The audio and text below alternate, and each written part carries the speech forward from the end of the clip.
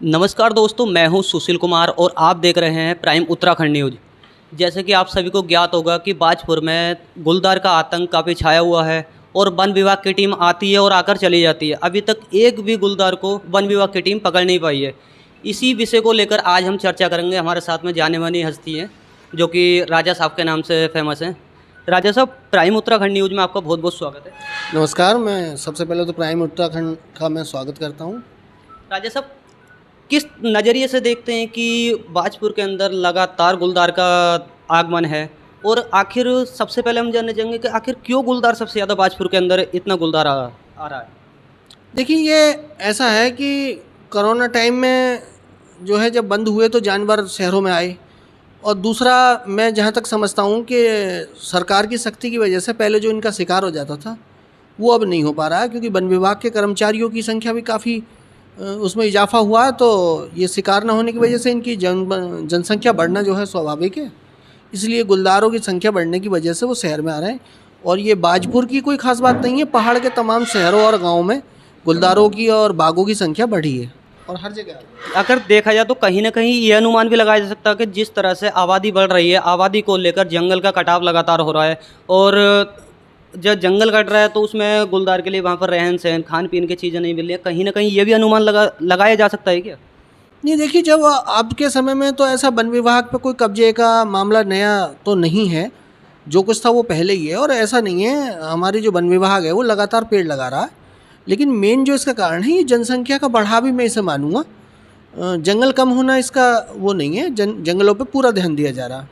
राजा साहब, अगर जिस तरह से गुलदार लगातार क्षेत्र की ओर बढ़ रहे हैं, लोग ग्रामीणों में भय का माहौल बना हुआ है, और अभी तक वन विभाग की टीम एक भी गुलदार को नहीं पकड़ पाई है। क्या वन विभाग की टीम कोई ना कोई होने का इंतजार कर रही है? हाँ, ये कह सकते हैं ये वन विभाग की कमी है, क्योंकि दर्जनों गुलदार अलग अलग जगहों पे 4-4, 5-5 के समूह में भी जो है नरखेड़ में भी देखे गए हैं, खमरिया में देखे गए हैं।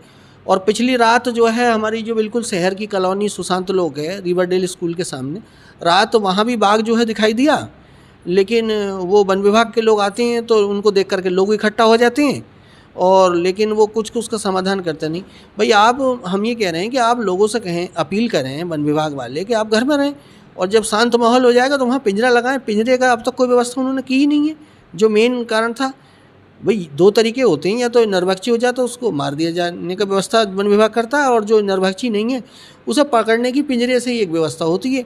तो पिंजरा तो अब तक आया नहीं है। वो यहाँ पे गाड़ी लेके आ जाते हैं शाम को, लोगों में हो हल्ला किया और फिर वापस चले जाते हैं। तो ये कोई स्थायी समाधान तो है नहीं। पिंजरे का अब तक कोई इंतजाम नहीं है। या इस तरीके से जिस तरह से आपने कहा कि पिंजरे का कोई इंतजाम नहीं है, क्या एक तरह से देखा जाए तो वन विभाग इस समय विफल साबित होता नजर आ रहा है आपके अनुसार? हाँ, बिल्कुल। पिंजरा न लगाना उनकी विफलता का ही सबूत है कि आपको सारी व्यवस्था सरकार ने दी है, पिंजरे दिए, उन्हें आप लगा के लाइए। अभी लोगों का हजूम इकट्ठा करने से तो कोई लाभ नहीं हो पाएगा ना, कि आप आए और लोगों को तसल्ली दे के चले गए, और लोग वहाँ इकट्ठे हुए, थोड़ी देर में जाके वो भी घर में सो गए।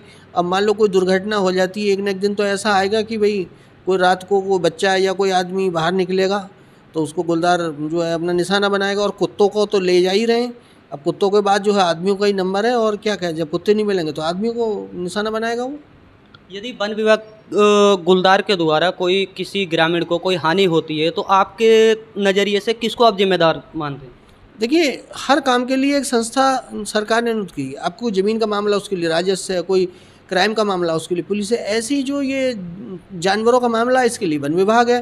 तो भाई साहब, ये तो डिपार्टमेंट ही जिम्मेदार है, सरकार उसे निर्देशित करना चाहिए, और उसका वो काम सरकार का है, और काम करने का काम वन विभाग का है। तो वो उस पर जो भी उनकी व्यवस्थाएं हैं उसके अनुसार वो काम करें। तो कहना है कि वन विभाग किसी भी प्रकार से कोई भी कार्रवाई नहीं कर रहा, आता है और आकर चला जाता है।